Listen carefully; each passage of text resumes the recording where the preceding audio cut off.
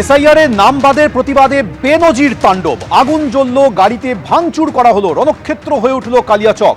সকাল থেকে রাত পর্যন্ত আটকে রাখা হলো 3 মহিলা সহ 7 জন বিচারককে। ঘন্টার পর ঘন্টা চলল ঘেরাও, আটকে রইলেন হাইকোর্ট নিযুক্ত জুডিশিয়াল অফিসাররা। শেষ পর্যন্ত মধ্যরাতে তাদের উদ্ধার করে কেন্দ্রীয় বাহিনী। গতকাল সকাল থেকেই কালিয়াচক 2 নম্বর বিডিও অফিস ঘেরাও করে চলছিল বিক্ষোভ। রাস্তায় আগুন জ্বালিয়ে বিক্ষোভের পাশাপাশি বিডিও অফিসের গেট আটকে বিক্ষোভ শুরু হয়। তারপর দীর্ঘক্ষণ তারা আটকে রইলেন, শেষ পর্যন্ত কেন্দ্রীয় বাহিনী তাদের উদ্ধার করে। কোন ক্রমে প্রাণ হাতে করে সেখান থেকে বেরোন বিচারকরা।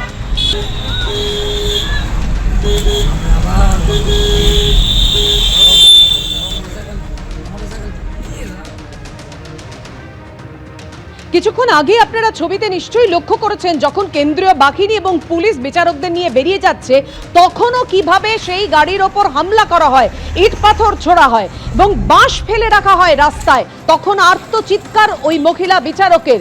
এবং আপনাদের জানিয়ে রাখি, এই পুরো গোটা ঘটনাটা যখন হচ্ছিল, অর্থাৎ তখন লাইট পর্যন্ত নিভিয়ে দেওয়া হয় গাড়ির, যাতে কোনো হামলা না হয়। বুঝতে পারছেন অবস্থাটা? দেখুন আরো একবার। Car suffered accident. Please communicate it to register, sir. Our pilot is no more there. Our pilot car has suffered accident due to these hurdles. Our pilot is no more there. He has suffered accident due to the hurdles of bamboos and the hurdles and the bricks.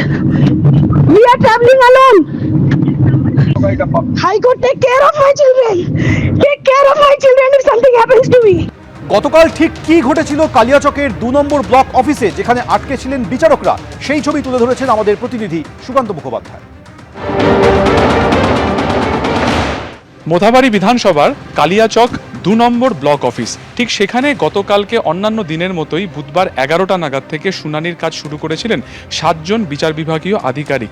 এবং সেই শুনানি যখন হচ্ছিল বিকেল 4টের পর থেকেই কিন্তু তাদেরকে আটকে রাখা হয় এবং প্রায় 8 থেকে 9 ঘন্টা তাদেরকে এই ভেতরেই আটকে রেখে ছিলেন স্থানীয় বাসিন্দারা, যাদের বক্তব্য ছিল যে তারা বৈধ ভোটার হওয়া সত্ত্বেও তাদের কিন্তু নাম বাতিল করা হয়েছে। যে কলাপসেবল গেট এই মুহূর্তে দেখা যাচ্ছে, সেটা পুরোপুরি বন্ধ করে দেওয়া হয় এবং সেখানে গাছের গুড়ি এনে এরকমভাবেই বিভিন্ন গাছ আর কি দরজার কাঠ এনে পুরোপুরি আটকে এখানে কিন্তু বিক্ষোভ তারা দেখাচ্ছিলেন। এবং প্রায় 8 থেকে 9 ঘন্টা বিচার বিভাগীয় আধিকারিকরা ভেতরে তারা আটকে পড়েছিলেন, সেখানে মহিলা বিচারকও সেখানে উপস্থিত ছিলেন। এবং এই মতো পরিস্থিতি থাকার পরে রাত্রির 12টার পরে জেলার এসপি কেন্দ্রীয় বাহিনী নিয়ে আসেন এবং তারপরে তাদেরকে উদ্ধার করে এখান থেকে যখন তাদেরকে বের করে নিয়ে যাওয়া হয়, তখন সেই গাড়ির উপরেও কিন্তু ইট বৃষ্টি করা হয়।